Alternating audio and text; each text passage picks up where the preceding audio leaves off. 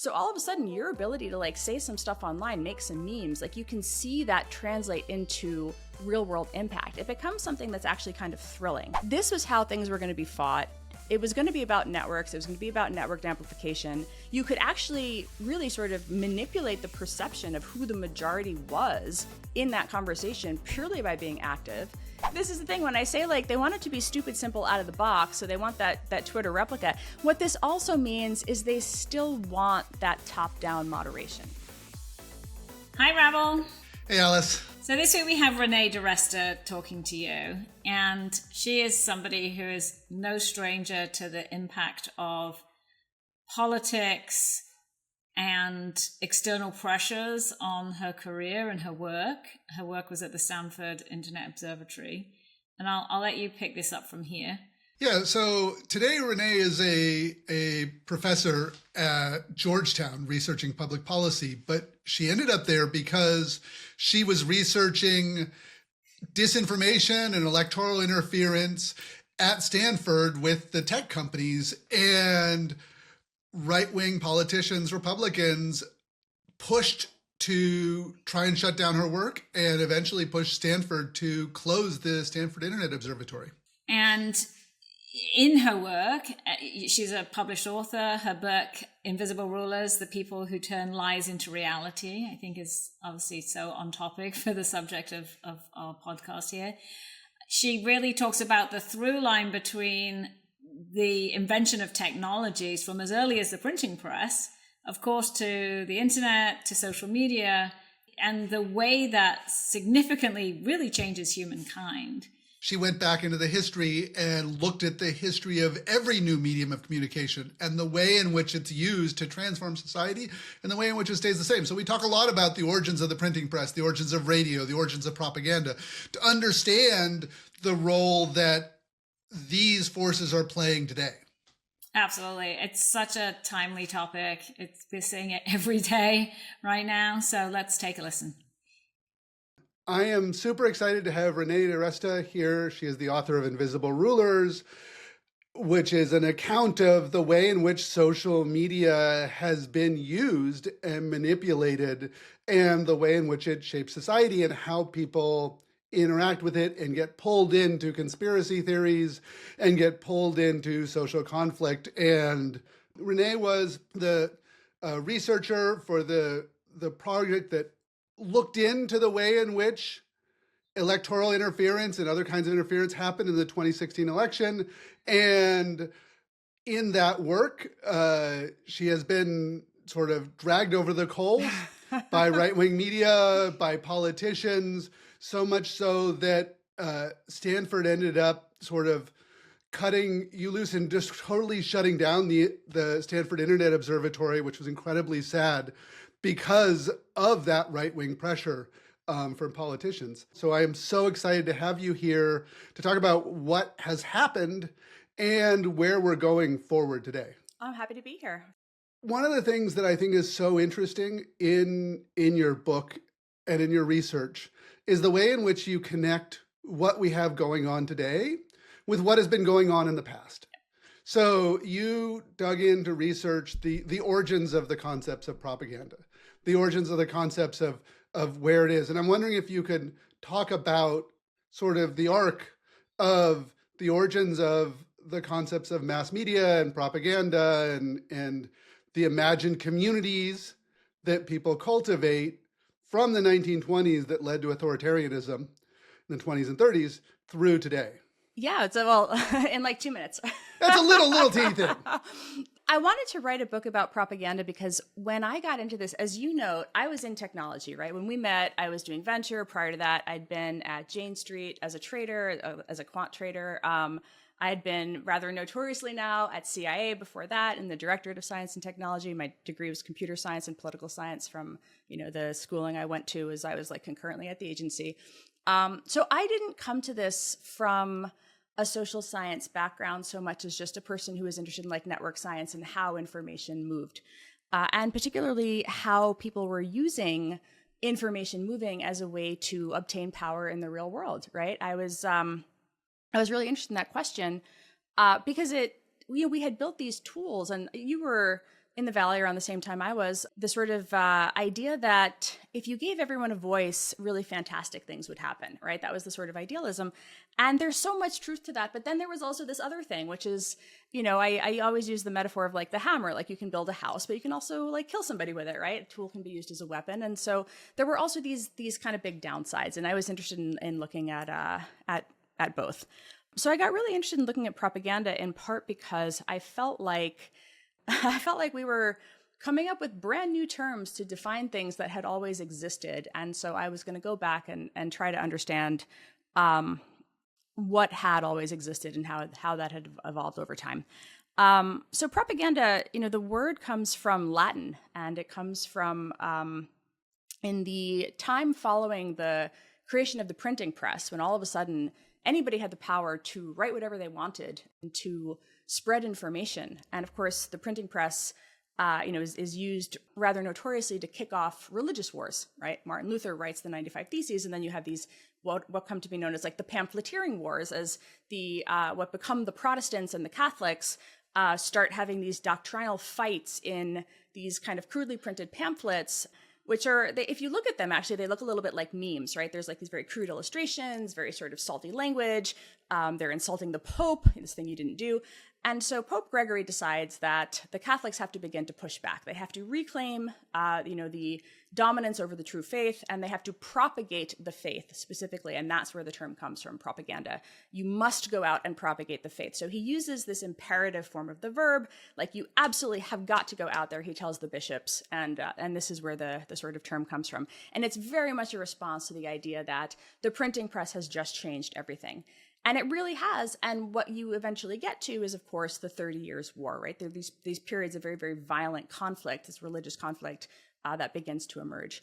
So I wanted to kind of draw this through line around this question of when all of a sudden the power to spread narratives changes. We have these kind of big moments when technology transforms that power, right? When it puts it in the hands of new groups of people, when it goes from maybe one to many to many to many, what does that do? And how should we think about that? And the book kind of walks through those big moments.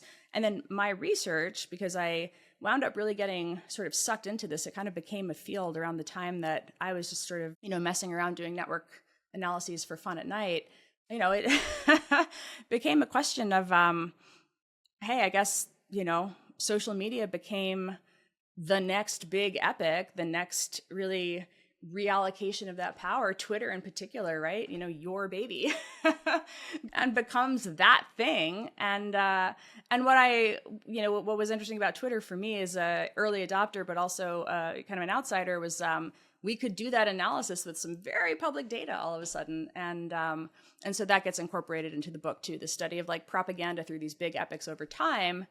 And I might also just add that propaganda was not a pejorative when the Pope used it. It was not a pejorative in the early 1920s when this question of like, what is the role of the government in creating narratives, it still was not then. It doesn't really become a pejorative until the 1940s, when it becomes, in the United States, that thing that the Nazis do. And of course, we're doing it too, but propaganda becomes like those bad narratives that other people spread. And you see that pejorative tone kind of continue on through the 80s and sort of still to the present day. But I think we need to reclaim it because I think it's a better term for that information with an agenda that aims to sort of at times rather subversively serve the agenda of the spreader. That we don't really have a better word for that. It's a fascinating dynamic. One of the things we discussed when we were sitting down and actually creating Twitter was this idea that really stuck with me, which is humanity is the same. Like, we are the same. We have the same social dynamics. We're the same kind of people. Our technology changes. It changes all the rules. Our political and economic systems change. They reshape it, but we're still trying to do the same things. And so we actually went back and looked at different kinds of technology media and apps that we had used in the 80s and 90s, things that we had seen before. And we said, well, how do we adapt them to the smartphone era? Like, how do we adapt that keeping in touch thing? And so you're looking back at the history of propaganda, or looking all the way back to the origins of the printing press and the massive political and social and religious changes that happened. because the same heretics showed up a century before Martin Luther, but had no technology and platform to break apart the Catholic Church. So now we are in the 21st century, and we have given people a set of technologies for social media that empowered everybody to have a voice that could go viral without a set of gatekeepers that were controlling it. And I thought, this is great. We will destroy the gatekeepers and we will make a participatory media ecosystem that is massively democratizing. And therefore, the only thing that could keep us from having a much more inclusive, egalitarian society that has sustainability is just the establishment political parties and CNN and corporate media and you and the CIA and it's all these bad institutions that have been providing these gatekeepers around it. And if we just break it open, then all of the good things will happen. And of course, it's way more complicated than that. Right. Well, and that's one of the things that that I think becomes challenging, and we can talk about that later. This question of what is bad, who gets to decide, and what are the ways that that you put guardrails on at times. This is the content moderation that that gets tacked on a little bit later. But no, it's not. It winds up not being isolating at all. I remember for me, I remember sneaking chat apps when I was in middle school. Right, I had my real friends in the real world, but then I also had. I went to an all-girls school, right? And I had very strict parents. And I was and I joined all these goth music communities and stuff like that, and ways to, and of course I was talking to people who were much older than me. It was completely inappropriate. It was very, very bad. Now that I'm a mom, I'm I have very different thoughts about it actually. But, but at the time, it was a way to go and meet people and sort of, get out of my immediate community where I did have very healthy, normal friendships, but also a way to, to find other people with divergent interests that were not necessarily represented in those spaces. So you have that component. I think that's been, very well documented. But what I write about in the book is the thrill of the political faction, right? Where it becomes almost there have been a lot of papers written about the sort of dark joy of trolling, right? The appeal that has for certain personality types.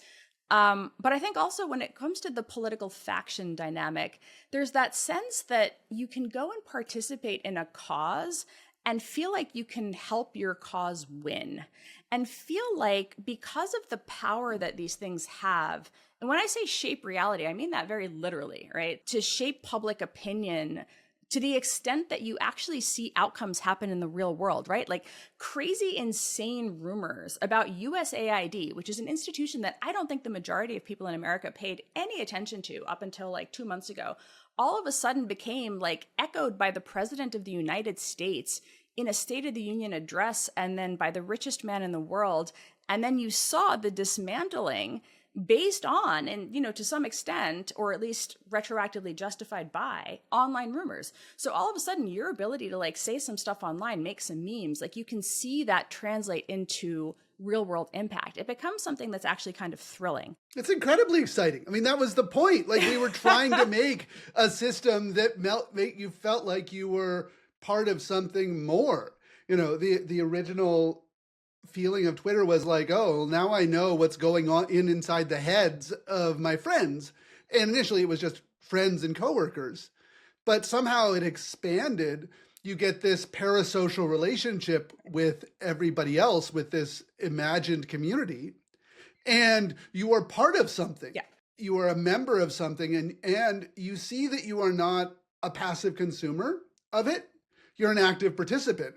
It's incredibly powerful. It is. It's empowering. And I think for me, I don't get very personally involved in national politics, but I did get very involved in local politics. 10 years ago, it is 1 week away from 10 years ago exactly that I got involved in this bill in California to eliminate what were called personal belief exemptions. This was right after the measles outbreak at Disneyland. And I had a baby too young to be vaccinated. And I had moved from New York to California. And in New York, if you wanted to exempt your child from the measles vaccine in school, you had to get a religious leader to write you a letter. And that was how you did it, right? So I thought that was fair. Okay, you have this, I thought it was ridiculous, but at least there was a process. In California, you could just decide you were going to opt out. And I thought that was ridiculous. And so I got involved in the fight to eliminate that, to make it have a little bit more in the way of like, you have to like show some proof, do something that justified what I considered to be an outrageously lax policy. Other people may have different opinions. This is, this is America. This is how we're supposed to have political fights, actually. And so I got very involved in the fight to influence that legislation by participating in the public conversation about it. And it was friggin' wild. I mean, it was the first time, I think, for me, I was like, okay, the anti-vaccine movement is like a solid 6 years ahead of, there is no public health infrastructure communicating on social media. There is no pro-vaccine movement on social media. They don't go tweet about it, right? This is the norm. You just do it. You don't talk about it. There is nothing that you would consider to be like a pro-vaccine influencer. Occasionally celebrities would say something like, pro-vaccine, and then they would get, a mob of anti-vaxxers would descend upon them. And this would really kind of deter anybody from saying anything for a while. So you got to watch the dynamics of the conversation and the power that what was actually a fairly small, at the time, niche community could make themselves look much bigger by being very organized. And then the challenge of achieving that organization, the work that you had to put into to get it, and the fact that this one very passionate group had been doing that for 6 years, whereas this other group that had been seen as institutional authorities had just not bothered to. And then normies, right, like me, had not bothered to. And then all of a sudden we were. And just the recognition of that asymmetry and the realization that this was how a lot of fights were going to be fought, not in the future, but very much in the present. And for me, that realization was about a decade ago. And honestly, I have to say, it sucked getting doxxed. It sucked getting harassed. I remember actually dealing with people at Twitter. I don't know if you were still there at the time, but being people are posting pictures of my baby into these hashtags. How do I get that taken down? That I did feel was kind of crossing a line where I was I feel like it's kind of harassment to go grab pictures of somebody's kid and spam them into hashtags to try to incite intimidation. And that was, but this was in 2015. And, that was not necessarily a clear policy at the time. And I remember pinging somebody at Twitter and then being I was isn't this a personal photo? Doesn't that come down under the personal photos policy? And then being no, that's for nude photos. And I was so if I was naked, I could get it taken down, but because it's a baby, I can't. And this is really weird. Anyway, but the point was, it was realizing that this was how things were going to be fought. It was going to be about networks. It was going to be about networked amplification. You could actually really sort of manipulate the perception of who the majority was in that conversation purely by being active. It was very unclear what role moderation was ever going to play, which meant you could harass people out of the conversation by doing things going and taking their baby pictures off their Tumblr and stuff like that. And it was just for me, this sense that this was not the future, but the present. And it just hadn't really caught up to every issue yet. It's a fascinating dynamic, the way in which there's a few examples, Gamergate and the vaccine debate and others, that were very niche, very small, different things where people learned how politics works and how dynamics work in this new era. One of the things that we saw is once people came to realize that Twitter and other social media platforms had this huge influence, that people started playing to the refs. Yeah. People started saying, we're going to play to the refs. And your research into what was going on and the way in which things were actually happening, actually looking into it and doing peer-reviewed research and getting it all reviewed, that ended up being part of this fight around playing to the refs.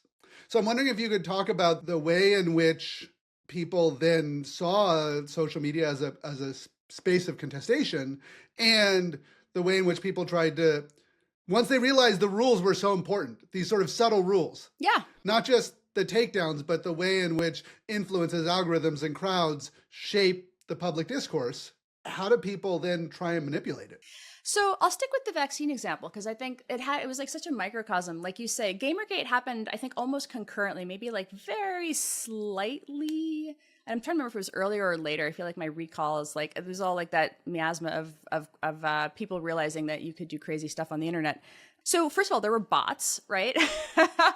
And there were bots because people had realized that if you got something trending, which at the time you could just do by sheer volume, right? Not even like deltas of like, rates of mentions of a word, nothing sophisticated like that, just like straight up spamming a hashtag, like you could capture attention. And so the anti-vaccine activists would actually make YouTube videos every night telling their people what the next day's hashtag was. And like they would create these like, these are the memes that you're going to use the next day. These are the hashtags you're going to use. This is what you're going to say, which meant that they could get that sort of volume necessary to occasionally get things to trend. There was no strategy or organization, again, on the side that was numerically the majority, in the sense that the majority of people still do vaccinate their kids, right? So in terms of that recognition, so I was like, okay, well, the pro-vaccine world was like, we are the institutions, we are based in science, we have public health, people trust their doctor says do this. Like there was no awareness that the rules had changed, right, or the dynamics of things had changed. And so, I saw this in Portland, Oregon, where I was living, where there was a campaign to add fluoride to the water. They wanted to add it, and there was a referendum, and there were some pro-fluoride ads, but no one was passionate about fluoridation.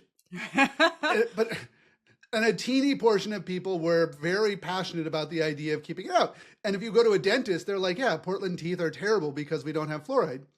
But that referendum went down to the surprise of everybody in the media and all the establishment politicians, everything else, because everybody they talked to were like, of course, we'll just add fluoride. Right. Why do we have this crazy Portland rule that we don't have fluoride? And they were completely blindsided by the fact that the anti-fluoridation movement, which is very similar to the anti-vax movement, mobilized the whole country around winning this fight in Portland, easily outnumbered and out manipulated the sort of the pro-fluoride campaign, and that ballot went down, didn't even get close. Right. No, and this is very, very, very similar to the vaccine conversation. Maybe we'll talk later about like where that's just starting to change now, as like Maha is actually in power. But going back to the ref working thing, so what you start to see, right, is you start to see a couple things. Like, first of all, I think Twitter internally begins to realize, because it's not just the anti-vaxxers doing this, it's actually around the same time, besides Gamergate and the anti-vaxxers, ISIS starts doing this too, right? So then you have like the terrorists realizing that they too can use bots to make stuff trend. That becomes a problem. The free speech wing of the free speech party, I remember like that was AMAC, I think, at the time, right? He was there.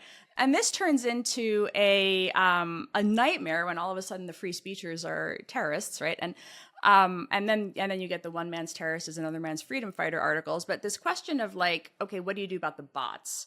Is that starts to feel to some people like this is inauthentic speech. So an entire class of policies begins to emerge around this notion of authenticity.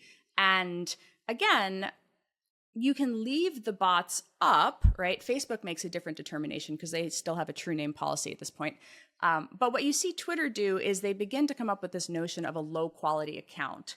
And so the bots are not weighted in trending. So at least you have to try to have real people in there to try to get stuff trending. So you still see like people, at this point, there's a lot more social science researchers who are writing about the extent to which bots are influencing conversations. There's bot detection challenges. DARPA runs a bot detection challenge around this time, right? People begin to realize that the ability to manipulate a conversation, right? That this is not authentic at all, that you can create a false perception of public opinion, and in doing so, sway people by changing the Overton window, by changing the idea of what the majority is, where the majority is, through these sorts of tactics. The other thing that starts to happen, though, again, is the question of harassment becomes very, very prominent around this point too. And the question of, I think Zeynep Tufekci writes this article about free speech from the standpoint of what happens when your speech is pushing other people out of the conversation, right? And that becomes a major point where this question around when people are reporting like, hey, I'm trying to be an advocate for this position, maybe maybe a marginalized group, maybe a small niche position that's, not quite as popular. When those people are being targeted and pushed out of the conversation, like that's not exactly creating a public square either. So you start to see then civil society groups beginning to get into the conversation too, saying, hey, these policies are creating sort of unjust outcomes, if you will, and that we're not having a conversation at all. This is not a discourse. This is not a dialogue. Let's stop with the public square metaphor, and let's talk about where some of the moderation policies should potentially be. And that's where you start to see the content moderation policies, like the content moderation fights start not around misinformation at all. That doesn't happen until several years later. Like they really start around the idea of harassment and how do you actually come up with ways to not allow group A to push group B out of the conversation. Yeah. So, I mean, to me, it's so fascinating that we have this sort of brigading and online mobs and things like that. And we say, oh, well, first we'll solve it by getting rid of the bots. And then you change their trending, you manipulate the algorithms. I think the first time I saw a shadow banning was Flickr in 2005 had this concept of NIPSA, which was not included in public search. And they were shadow banning people for posting porn. They're like, we don't want, this was before the App Store rules, but they're like, we don't want random kids or other people to go through and look at, photo galleries and see porn. So we're going to just like flag the adult content people NIPSA. And that was the first shadow banning I knew about. And then you go and you do some takedowns and you start removing some content around it. And that infuriates people. That also doesn't work to stop the crowd. Right. And so then you come to this concept where you've got not just one person that is sort of manipulating it, but you've got a community of people who are collaborating together and they're doing a mob. And that crowd is actually as old as America itself. Yes. like the Tea Party was a mob. But also the white Southerners who wanted to end integration or they wanted to keep a system of Jim Crow and racial discrimination. This isn't new. We're just doing the same kind of crowd mob sort of movements in order to manipulate the politics and use digital violence to change politics and silence speech and reset the political norms. I've had a lot of different communities of trolls in my decade of being public on the internet. The thing that I have struggled with is like I remember at the time in 2015 with the vaccine thing, so it was pictures of my baby, and then I had once taken a photograph with Hillary Clinton. I had gone to a political gathering in San Francisco, and I wanted to weigh in on like tech policy or whatever, and you do that stupid handshake photo, and I had it as my as a Facebook profile picture, and it you don't think when you're not public, because I wasn't at all back then. I was like a VC, but I had like 3,000 followers. You don't realize like how the internet will come for you in weird ways until it does. And this, I think, is the thing that that a lot of people, you don't realize it until it happens to you. But for me, those two sort of things where I was like, well, I guess maybe like which of these is fair game? The baby somehow feels completely inappropriate. Is the political photo appropriate? It still feels inappropriate to me because they went to a different site, found other things, decontextualized them, moved them over. The whole thing vaguely felt like weird and creepy, I think, but it's the creepiness factor that that bothers people when this sort of thing happens. There's nothing like overtly threatening. That is not an actual threat. It's just like we are going to make this feel like a liability to you. We're also then going to spam everybody that you know to make it feel like a liability for you to speak. And at the time, I was asked, because this law did pass in California, right? it was 87% of the actual polling was positive, even though, as you noted, the online conversation was like the complete opposite, almost entirely like flipped, like 90% of the tweets were negative. But what you see happen is, I wound up getting asked to talk to these Berkeley School of Public Health and some of these other places were like, how did this law pass in California? And there were two things that really stuck with me about those conversations. One, these like young public health students asking me questions like, should we be on Twitter? And me being like, well, fuck no. But, because I had such a like shitty experience in those like the 2 months of that fight. But then also at the same time feeling like, but if you don't, then you're just continuing that gap, right? Where that nobody's there, nobody's filling the void. Because as you noted, and as I said, even at the time, even back then, you can't moderate those people out of the conversation, right? You're not going to ever whack-a-mole the entire movement of ideas you don't like out of the discourse. So you have to be there fighting the fight somehow, but you have to do it like after having like deleted your Tumblr, taking all your baby pictures off the internet, scrubbing your address, right? These are the costs of participation in this conversation room of 20-year-olds. Like, go on, get into it, And that for me just felt like what a weird what a weird question to be asked. I was like, no, you should be doing your job doing public health. Now, 10 years later, I'm like, yes, you absolutely must be in the conversation. Unequivocally, yes, totally, you have to be. But at the time, I felt like because it's where the public health conversation is happening. It is exactly 100%. Like, and that's the sort of part two of the thing that stuck with me was I did go down to the CDC to a conference where they asked some of us who had been these sort of like moms, these like plucky moms that sort of tried at least to be in this conversation as pro-vaccine mom activists. The opposite of, well, I think it's MAHA, it's making America healthy to have vaccinated children. But going down there and them asking how we did it and, me explaining like social media 101 and saying like, why aren't you guys in the conversation? Here's a network graph. Let me draw this for you. Let me show you like, here's high centrality nodes and here's people who are in the conversation. And here you guys are down in this corner here, not in it at all, with no followers, no engagement, no presence in the conversation. Like, why aren't you? Why aren't you investing in this? And them saying to me, well, this is just some people online. Like they still saw it. So literally verbatim. The internet, it's sort of this other world. And I just thought like, oh man, like we are so screwed because they didn't see it.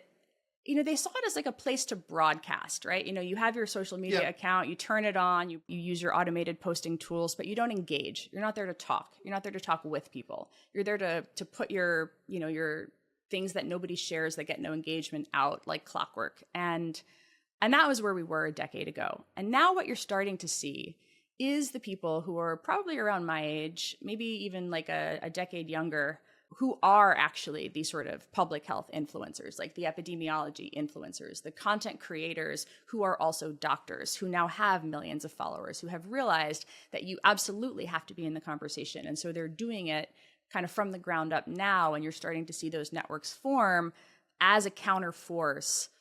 However, now we're sort of living in this weird political time where the movement that kind of emerged in California a decade ago sits in the White House now.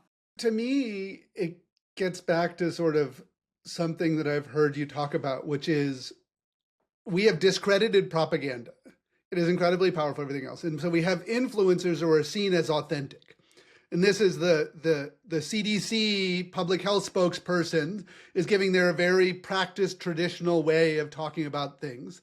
And it's inauthentic. It feels very protected. They're using specific language and words and not realizing about the nature of connection. And so then we have influencers, and some of them are doctors and some of them are trained professionals, but the people consuming it, they don't have any way of telling who's who. And some of them are politicians, like AOC is incredibly effective at connecting to people, and there's right-wing politicians that do the same thing. Can you talk about the way in which authenticity now has become so important in social media, and that, is part of what upset us about the idea of Russian trolls too, is like, these aren't they aren't real people, they're bots. Or, I'd love to talk a little bit about AI and AI slop and like all these other things. Like, authenticity feels incredibly important today in what we're doing in terms of building people in and like making it work. I think it's the question of how do you communicate? A lot of, my dad's a research scientist and cancer researcher. He's retired now, but, I would try to explain what I do or even social media, and he's not on it, kind of like, thank God, actually. But, I think there is this tendency among some to see it as, as you note, like that thing over there where people have frivolous conversations and it is separate, whereas real science is done over here and it lives in journals and it's peer reviewed and it, speaks with a particular tone and a type of language and a gravitas about it. And now the style of communicating, that idea that someone will just look straight at you in a camera. And I remember watching AOC early on, like, doing a video like making pasta or something like that, right? That here's a politician, here's an elected congresswoman just communicating like a very normal person, doing a thing in her, at the time, kind of like, small apartment that normal people have, doing a thing that normal people do. And there's something about it that's just very appealing. You feel like this is somebody who's just like me, right? And what it's funny because before like academia gets there with any kind of framework around what these things are, like classifications and all that, marketers realize it and they come up with this idea that they have reach, resonance, and relevance, right? Reach meaning they have large followings, so their content gets out there, it hits a large number of people. Relevance in that one of the things that influencers do on social media is they recognize that they have to appeal to a particular niche, right? So they're not trying to be everything to everybody all at once, the way mass media does and kind of has to be. Mass media has to be neutral-ish, right? We tend to think that it will be neutral, it will present facts. That is what at least people of a certain generation expect, that this is something where you go there for facts. Influencers or creators, like you're not even, there's no pretense of that. Nobody thinks that is what is happening. Everybody knows that on social media you're appealing to a niche, like you're talking to your people because that's all you can do when you're starting out. And so there's no expectation that you're going to appeal to everybody. You're talking to your people and you're talking as one of them. And that's the resonance piece. You're going to talk using the language and vernacular and communication style that they have, which means that, when you talk to them, you're going to use language that, might not be the kind of language you would use in a classroom or in a paper. Maybe you curse more, maybe you use slang. You definitely use memes if, you're expecting to have your content go anywhere, right? And so you're presenting yourself in a different way. I remember listening to Chris Poole, who I met like early on when I moved to the Valley. And he said something, again, one of these things that stuck with me for like 15 years, like it's not who you share with, it's who you share as, right? This idea that like you're not the same person in all of these different spheres. And the thing that the influencer kind of gets, the thing that social media makes possible is that not only like you speak to a particular group of people and then the algorithm helps you find more of them. Right. And so there's this, you're creating content. Yeah, originally it wasn't an algorithm. Originally it was just community building. And then we realized that we are really good at technology. We're really good at algorithms. We can pour gasoline on that community building and have it grow up. And it builds a larger thing. And then you find who you're going for. But that also then shapes what you say and do. Yes. And that's the other piece of it. That's the thing where, a lot of the media coverage of influencers and content creators, and I know some of them don't like the term influencers, but that feedback loop, the reason I always describe it as like influencer algorithm crowd is like three legs of a stool almost. You can't have one without the other two, is that the crowd communicates back, right? It's a bi-directional conversation. If you're doing a stream, people are talking back to you in real time. If you're live, that's happening constantly. You post something to like Bluesky or Twitter or whatever, you get that feedback instantaneously. And if you don't respond, you don't have that relationship with your audience, your followers, your following is not going to grow. I talk to a lot of friends who make YouTube content and they say that they'll sit there and they'll like obsessively study their various like stats and stuff, because you can see where people drop off. You can see what thumbnails work. Like these things, you're making content for the algorithm and your audience. And then you're also paying attention to what your audience says back to you to decide like, oh, I guess I should be talking about this. I guess I should be framing it in this way. Oh, my audience is using this language, this memes. And then you see the influencer pick that up, right? And we talk about it when you see them go down a rabbit hole, we call it like audience capture. But you see that it's not going only in one direction, even though media will often describe it almost as like the influencer is like the Pied Piper, like leading the lemmings through the wilderness or something. That's not what's happening. It's very much like a conversation. And that, I think, is the thing that gets lost. In your book or writing, you've talked about a musician who starts trying to build an audience, and then the audience pulls him down a rabbit hole into content. I wonder if you could tell a little bit of that story, just to show the dynamic that it's not necessarily the influencer, the creator, who's like, I want to pull everyone here. It's the people of like, we have given you an audience, we've given you this attention, we've given you this adoration. You both now make your living on it, but also get all sorts of social engagement around that. And that dynamic, organically, the way the algorithms and attention in society works, drive you towards becoming the thing the audience wants. Yeah, I made up that character because I didn't want to use a real person. And actually, it was really funny. I had, when I was writing the very, very, very early drafts, like maybe even still in the proposal, the publisher asked me to explain the phenomenon. And, he was a little older, maybe in his 60s. And I was like trying to figure out how to explain it. And I actually hated that character and that story. But everybody asks me about it. It's one of these things where... Because it's so resonant. It works. So I made up this guy. I called him Guitar Guy because, I wanted to talk about people who start creating content in one category and then wind up, moving into the realm of the political or something, right? Everything kind of draws you in. And I described like you see this happen a lot. People who just have a passion, they have a hobby, they turn on their camera, they start, live streaming themselves doing the thing that they're good at. In this case, I made the character play guitar. And then what you start to see is like occasionally the creator will talk about something that happens to be going on in the news. This is a very natural, normal thing to do. I was writing during COVID or shortly after, and I used the example of Eric Clapton. I don't know how many people remember this, but there were some wild kind of like fights during COVID about, venues and masks, concert and masks. Did you have to be vaccinated to go into certain venues? These were these things that were happening in various locales. Eric Clapton weighed into the vaccine conversation. So I figured I would have this character just kind of, this would be my narrative arc. Yeah. And so he tells the story of like Eric Clapton having this conversation. And then when you touch on a topic like that, you get immediate feedback. Everybody has an opinion, right? Everybody offers you the opinion. And what you see happen a lot of the time is the engagement on that post or the engagement in that live is very high because many, many, many more people feel like they want to express their opinion about that thing because it's controversial. And so sometimes this actually will trigger the algorithm to push that post out more.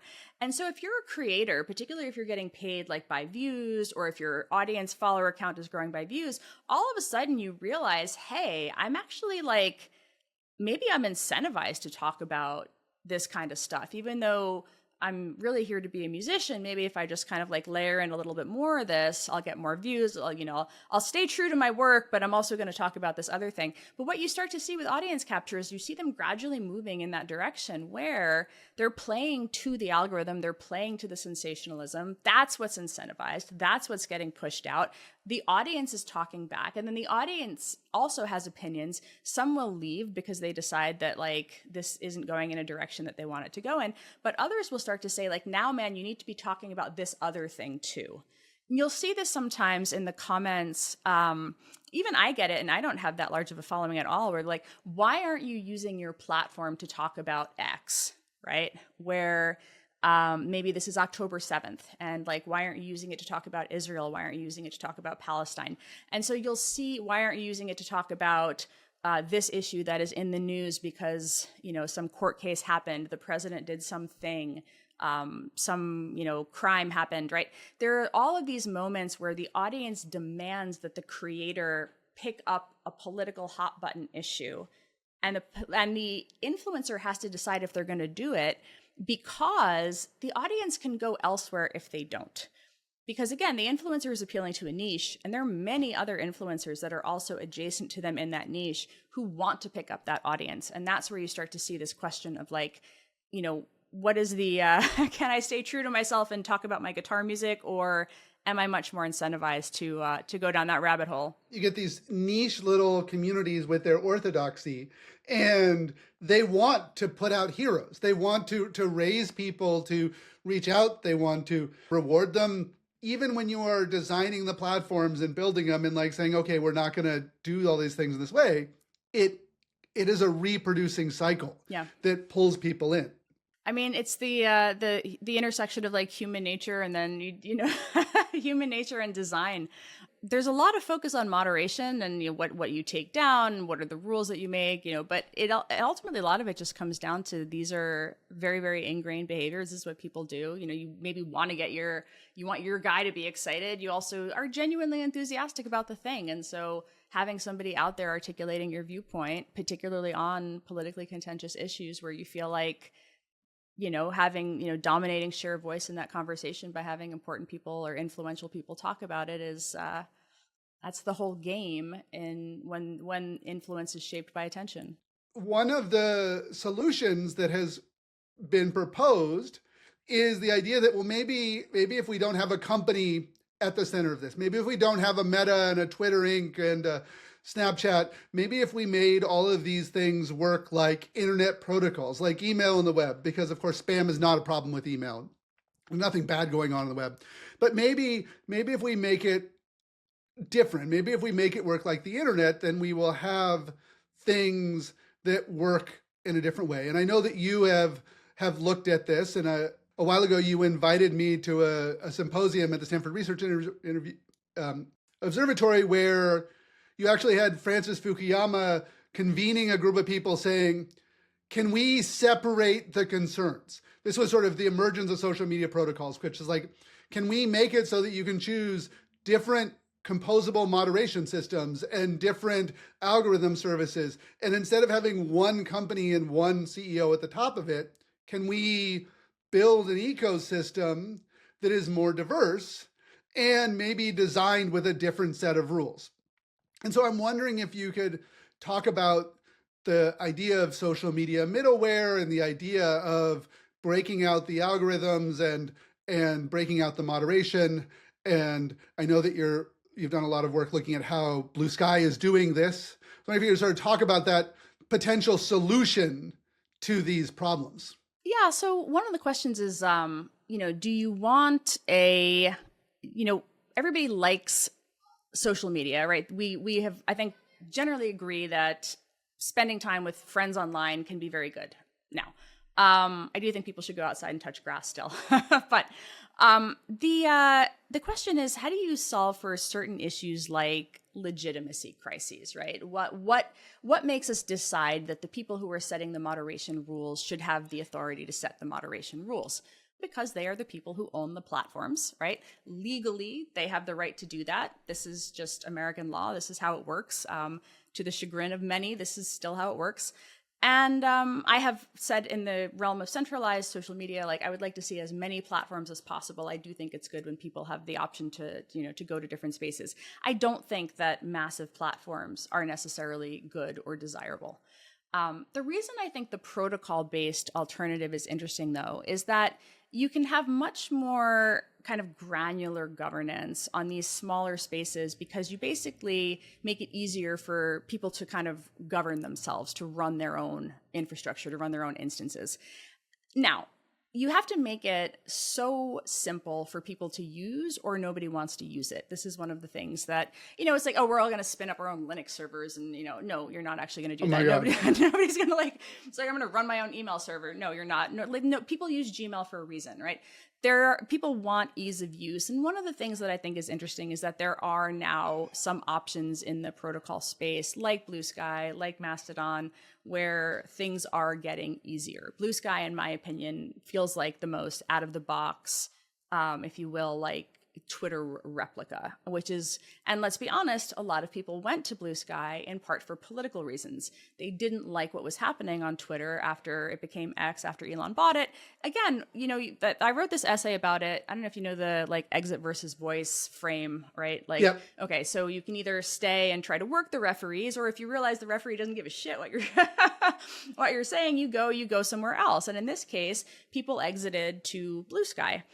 And so so now it's got about, I think, 35 million people or so, or 35 million accounts. I think daily usage numbers vary, but it has enough that it feels like there's a real It got some community sort there. of critical mass. Yeah, it got enough critical mass that it feels busy. When you open your app, there are people there to talk to. And what's interesting about it is that you have the ability to create feeds, right? So you can very easily switch the style of curation that you're looking at. So this really does show you what one feed versus another, like if you, it kind of surfaces just how much your attention and even your emotional state is shaped by like what feed you happen to be looking at. You can look at a cat feed if you want to, or you can look at the politics feed. You're going to have a very different experience based on like what's put in front of you. And I think that one thing that's nice about Bluesky is like you have a lot more granular control over that yourself. And the other area where it gives users a lot more agency is in moderation. So they have these things called labelers. I actually have an academic project on this where I've been starting to interview people who run these labelers, and you just kind of ask them like, why are you doing this? And a lot of them will tell you, I mean, this is like, why are you doing this uncompensated, like labor of love over here where you're essentially, moderating weird things on this platform. One of the things that you can do with labelers as the user is you can choose to subscribe to somebody else's moderation framework. So you decide, the same way maybe you would follow an influencer because they feel just like you might subscribe to a labeler because you feel like, hey, that guy shares my values. And then there are pretty granular toggles where you can choose if you want content to be hidden, meaning you can still kind of, click to obscure it or unobscure it, or just you don't want to see the post in your feed at all. And so there's different degrees of freedom that you have. And you can be very, very granular. There's like a way to filter out, people will sometimes tell you who they are politically by putting an emoji in their bio. You can choose not to see certain types of emoji in bio content, right? You don't want to see all the people with like hammer and sickle in bio, like boom, they're gone. So there's ways in which you have agency over that experience. And again, it creates a really interesting dynamic where you're giving people the power to control their own experience. Now, one of the things that's really interesting in just my sort of early exploration of this is that very few people actually seem to take advantage of it, right? So this is a thing that I've talked about. People use the defaults. Yes. This is the thing. When I say like they want it to be stupid simple out of the box, so they want that Twitter replica, what this also means is they still want that top-down moderation. Right. I think that over the last they want someone decade, to go to. Like, yes. Like people say, I don't like if the moderation or the work labeling isn't something what you want, you get very, very upset about it. But you want someone to go to. So you studied coordinated and authentic activity. And I had Yoel Roth on this podcast, who Yoel and Sam wrote this paper on the ways in which coordinated and authentic activity is going to happen on the Fediverse, on social media protocols. You are one of the major researchers who studied exactly what happened. Yoel was trying to deal with it on the inside. You were studying it on the outside. You're now both looking at social media protocols and these new emerging systems. Are we any better at handling it this way? What do we need to be concerned about? Because I thought when we invented social media and we were like, hey, look, we'll give everyone a voice. And we were like, how do we handle these tricky free speech issues? Well, you can just unfollow them, or you can just block them, or like, the crowd will figure it out. Like, how about we don't have this hard problem? And I'm far enough along in my career and thinking everything else to realize that wishfully hoping the hard problems disappeared doesn't work. So here's the thing, right? Like, one of the reasons why there's so much exploration of this, if we're being totally candid, is that moderation on centralized platforms, you had the ref working, but you also had very coordinated campaigns to delegitimize centralized moderation entirely, right? So when the platforms, the centralized platforms said, these are our rules, this is what we're setting our rules as. Now, yes, there was ref working in both directions on all sides from every government, every civil society group, all around, right? Academics writing papers, right? The influence of writing an op-ed, trying to get those rules in the direction that most benefited your group. But then there was also a very sort of concerted effort to just declare that any moderation was censorship, as you're articulating, right? Your label is censorship. Meta labeling content saying this content is disputed. For more information about why mail-in ballots are actually just fine, go read this other article over here. That was redeclared as censorship. The argument that Asa Raskin and I made in 2018, like freedom of speech, not freedom of reach, let it stay up there, but you don't need to necessarily recommend, for example, the Juice Fasts Cure Cancer group in the recommendation engine. You don't have to do that. You just don't. Like you, the platform, you have the liberty to not do that.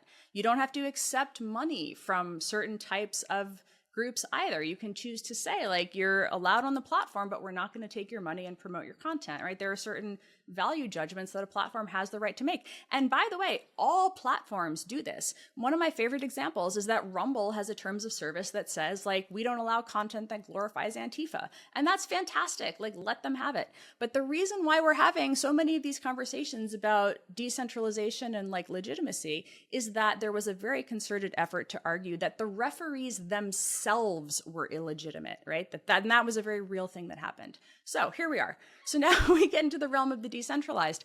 So there are certain things where centralized platforms can do it better. You note that when you obscure content with your labeler, it only obscures it. It does not remove it. And this is one of the things that happens in a federated environment, right? Some server somewhere likely still has it. What that means is that there are occasionally posts that go up that are potentially illegal, right? And so small instance administrators have to sort out what you do about that. Yoel and I and Sam and a couple of other people have written jointly on that problem. David Thiel, formerly of Stanford Internet Observatory when it existed, also has written about, CSAM and the Fediverse. We also have issues like, doxing and other things like this become a lot harder to deal with. There are certain types of content that even people who want to delegitimize content moderation are actually like, oh yeah, actually that's good. Actually, yes, it's good that certain types of things come down, right? They want that to happen when it happens to them in particular, but they recognize that certain types of things like doxing are probably bad because intimidation is bad. It's very hard to do that in a decentralized environment, right?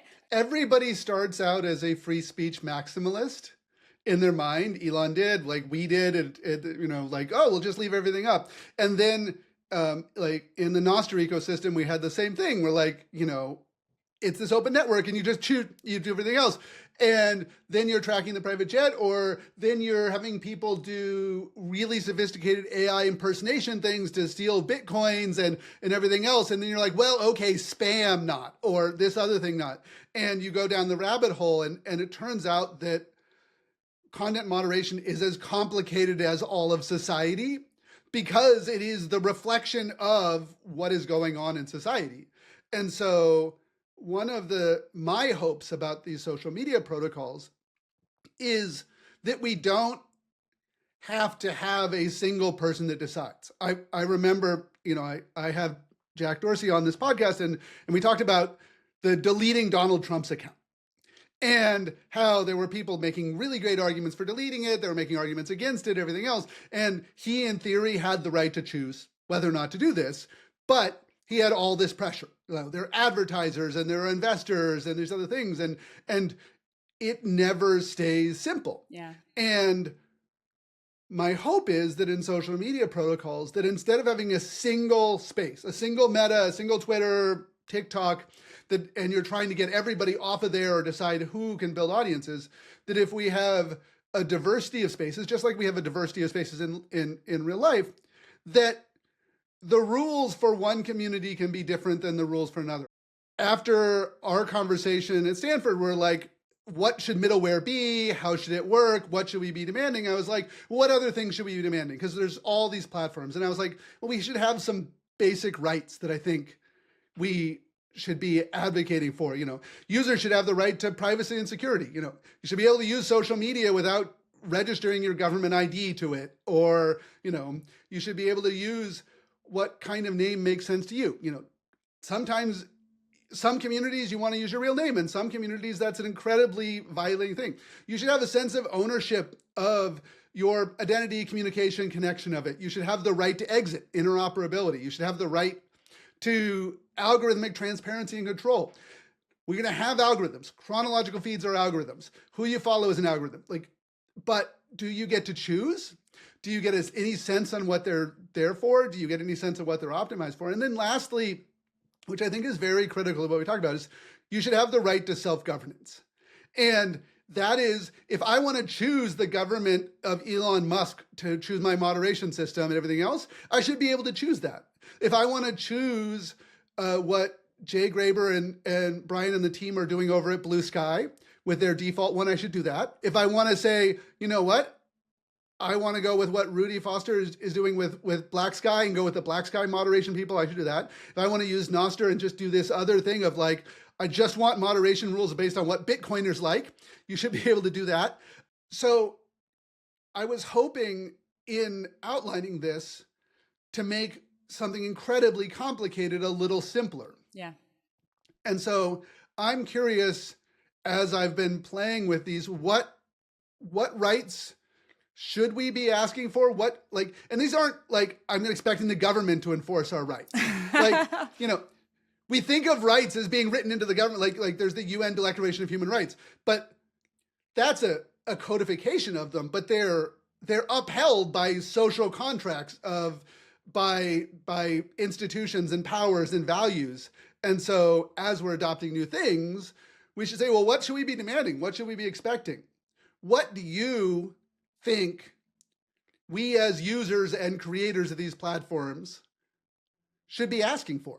It's such a great question. And it's funny, I've been writing about this a lot too, because I've been trying to figure out, the freedom of speech, not freedom of reach argument is about 7 years old now, right? And, when I think about if there was one platform that I would hold up as a model, and I never would have thought I would have said this in 2015, I feel like Reddit does it pretty well, actually. Not everything, but I like the persistent pseudonymity. I like the, I always joke around about that app Clout being an idea before its time, right? But no, seriously, we made so much fun of Clout. I know, same. Where you could just assign Clout to you. For those who don't know, who are 20 years younger than us, it was this app where you could kind of indicate that somebody knew something about a particular topic, and it was great because you could, in theory, it actually was weird, but you could say this person actually maybe knows something about sharks or whatever when the you got a credit score. You got a social credit score about all these different things, But it was useful because this question of how do you know that you're not listening to some rando pontificating the next time there's a hurricane or something? Well, no, this guy actually knows something about hurricanes. Now that the CDC is run by people who maybe we might not trust, some of us, who are the people that emerge where you're okay, this is a physician who I would trust to give me information if there was an outbreak of this disease at this time. So there's just ways to try to signal outside of an institution who is credible. And so I like that about Reddit. I also like the very granular moderation rules that are devolved down to the subreddit mods. But at the same time, there is one sort of top level governance structure that says okay, the following big things are no-nos, right? The following illegal things, the following types of extreme things, these things are no, we'll take care of that. We'll be the janitors at the top level. And then you guys, you decide amongst yourselves if you can post cat pictures in the dog subreddit or whatever. And we'll leave that sort of fine grained governance, to you. So I like that. What I've been thinking a lot about is I want to see a place where you can have a proliferation of platforms, because I agree, it is that ability to move between them, to say okay, I want to be on Rumble because I don't want the Antifa, I don't want the Antifa glorification either, right? But this is my video platform now, right? And to have that kind of thing, the interoperability piece is huge. I mean, that I think is one of the areas, interoperability and privacy, when it comes down to what should the government be doing. Interoperability, privacy, and I think transparency, actually. I think that has to be codified in some way, because that is how, that is the means by which some form of oversight happens when you do have, as in the US, when platforms do have the right to structure whatever moderation regimes they come up with as they see fit. I think the transparency at least lets the users understand what's happening, especially if there is, for example, government takedown requests, right? That's where you get that visibility. So I think it is the ability to choose where you are, to opt into the rules of that community, to move between communities. I think that is the sort of desirable, the desirable state. Last Tuesday, I did a debate with a libertarian professor where I had my whole set of arguments laid out, because a lot of the time they're just content moderation is censorship, and I'm like, okay, come on, Yeah. let's get into the detail. Come on, but what do you want to see in the world? Give me your positive vision, and you almost never get to that part. I think Reddit is an example that is both really positive and has a lot of examples of what we can do, but we've also seen platform fights over Reddit. We saw the Reddit mods go private because they were upset at the rules that the Reddit platform was doing around apps.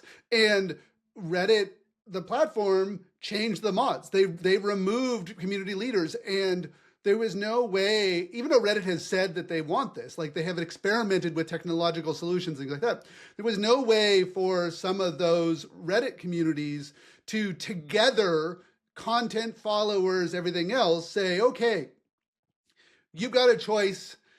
Reddit wants these sets of rules. They don't want third-party apps. They want to sell license it for AI training because it's a very profitable business for them. We don't want to do that. Here, you can now use our community, the same subreddit, host it on other platforms, and somehow connect the two. Because right now you have the cost of exit individually is very high, and the group exit is really, really hard. You saw it with sort of some progressive subsets moving from Twitter to Bluesky, but it is so expensive. Yeah. And if we can make that exit easier, then it's going to change the power dynamic with the platforms, because that power matters. The technology power matters. One of the things that blew me away being on the inside of building these things was how teeny the technology decisions were and how enormous the political implications of those decisions became. So the @reply, Biz and the other folks hated the @reply, but people kept using it. And then the decision was that you could @reply anybody, even if they weren't following and you weren't following them. And it would show up. That was a technology decision that you could @reply people and it would show up in your notifications. And it was a technology decision, if you put the @reply at the beginning, that it scoped that conversation just to the people that you and they had in common. Now, the @mention of anybody and drawing people in for the original Twitter team was no big deal. But the moment a prominent woman faces harassment, it becomes this massive vehicle for abuse. And it's very similar to the OAuth, the login with Twitter thing. I remember sitting at the Twitter office and we were right now you can use these apps, we use username and password, and Blaine and some other folks were just oh, let's just add token-based authentication. Let's just make it so you can log in with Twitter. Now, we were just doing something that protected users' passwords, and it felt like an easy thing, and it made everything smoother and gave good user fits. That one little standard, which then we took to Yahoo and Google and everybody else, now let you log in with Google and log in with Facebook and log in with Apple, log in with Twitter. We didn't realize that these teeny little decisions that we were making at the beginning, designing these protocols, completely transformed the power of the internet. Yeah. And now meant that a few companies control identity and app developers are subservient to platforms. We're building it again, and we're making those decisions again, and we're going to codify them into code and systems and standards. And I'm wondering if you have thoughts as a researcher who is also an investor, who is also a developer, how do we have the conversation and think about how not to repeat those same mistakes? Because they worked in some ways. What you're describing a lot of is the unintended consequences. One of the things that I'm seeing right now is one of the things you alluded to in the Reddit, your Reddit point, and that I'm hearing from the chats that I've been having with the labeler makers.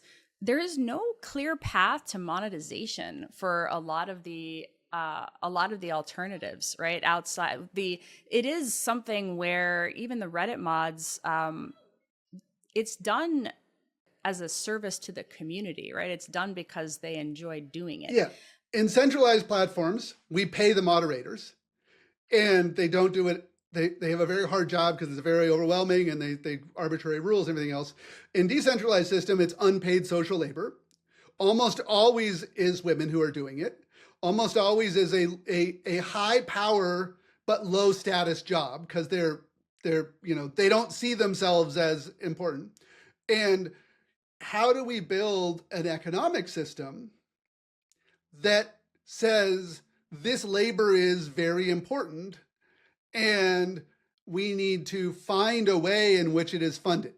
And is it funded out of advertising? Is it funded out of micropayments? Is it funded out of subscriptions? We have models for funding social institutions. If we think about let's remember what you're talking about, which is go back to the history of the printing press and the history of propaganda, everything else.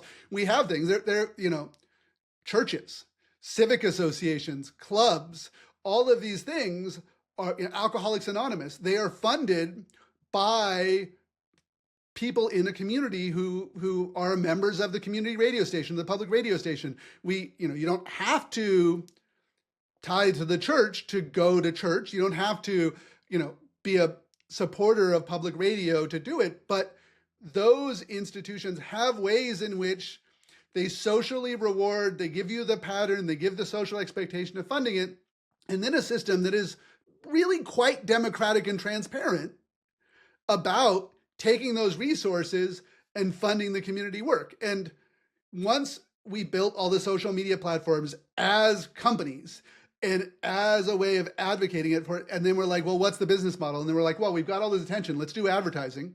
And it made a tremendous amount of money. We forgot that there are other economic models that might work. I've been really curious to see the community notes, right? It's interesting that right now we have on an X, you're paid as a creator of tweets. I don't think that he's rolled that out yet to paying what is essentially the pseudo fact checkers or the pseudo, misinformation mods of X, if you will. Then you got Meta rolling it out, which killed the fact checking program in the US, which used to be subsidized by Meta to millions of dollars. Now we have, again, this idea that it's going to be done by just normal people are going to see stuff on Meta and write these community notes. But there doesn't seem to be some idea that that should be incentivized, right? It's sort of like, oh, the users will do it, which is weird. Well, and if the users will do it, well, why are they going to do it? They're going to be the most incentivized, most passionate folks because they're the ones who are being like, okay, well, I'm the anti-vaxxer, so I'm going to go do anti-vax community notes and everything else.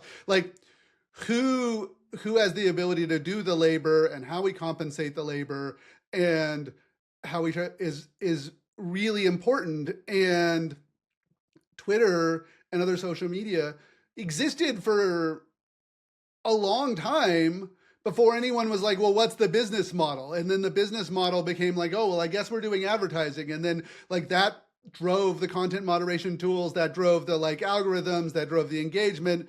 And so I think we can't ignore the business model and coming up with new business models going forward. And I think that has to be something that is experimented with from the ground up. I don't think we're quite there yet. I don't think that we're really seeing that as part of it's not very central to the conversation about decentralization right now or protocol-based platforms. I think right now it's still growth.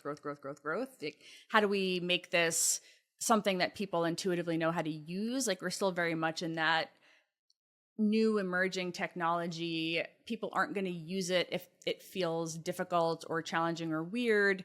But you also have this chicken egg problem where the longer people are there, assuming it's going to be free, assuming it's going to be like X, and they're, and they're not ever going to be asked to do anything with it.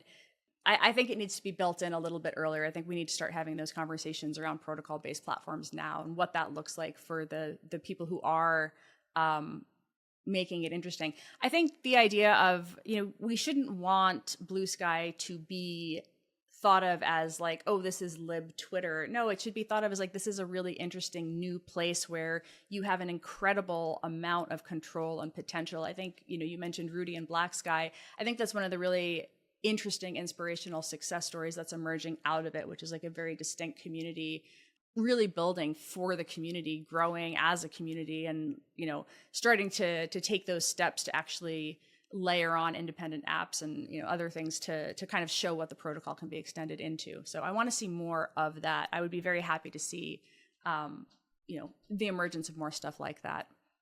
And, Rudy's work and the Black Sky work has come up on almost every episode I've recorded of this podcast. And yet at the same time, they are on a shoestring budget. Yeah. They are building from the bottom up at the margins. There's no VCs chasing them like there was chasing Jay and the Bluesky team. There's no large foundations chasing them. They're doing the work, but the question is, are we able to figure out that this is important work and fund it? I want to wrap up with one follow-up question, which is, who else do you think should be part of this conversation? Who should I be talking to?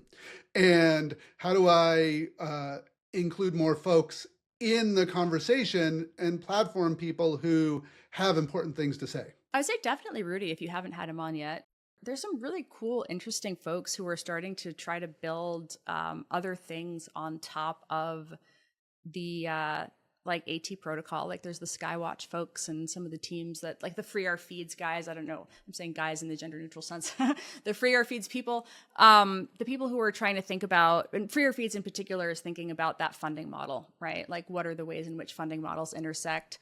Jonathan Stray out at Berkeley is doing some interesting work where we're trying to think through, can you layer on bridging-based ranking early on, right? Can we try to think about creating feeds that don't use just engagement-based stuff? So I think that's a really cool, interesting aspect of how do we not replicate some of the messy design mistakes of prior times, right? The thing that I like about the protocol-based space, recognizing that I do still think, on the moderation front, there are some things that Centralized is always going to be able to do better. But the thing that I like about the protocol-based space, particularly in curation, and it's areas where we can experiment with stuff that was just theoretical without asking permission, right? You mentioned Frank and the event that we all hosted that you were at.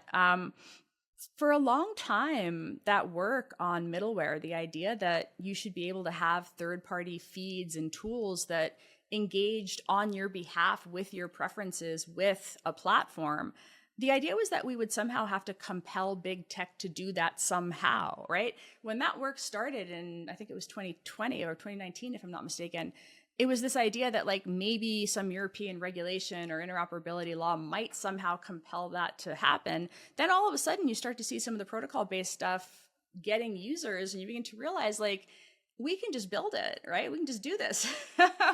And that's where I think I want to see more energy devoted not to people exiting one platform because of its bad politics or whatever else, but just the recognition that protocol-based spaces do create the possibility of that agency, the possibility to like build from the ground up. So I think having on those builders, those people who are thinking creatively about it and trying to really find new and novel, visions for how to use the protocols would be super cool.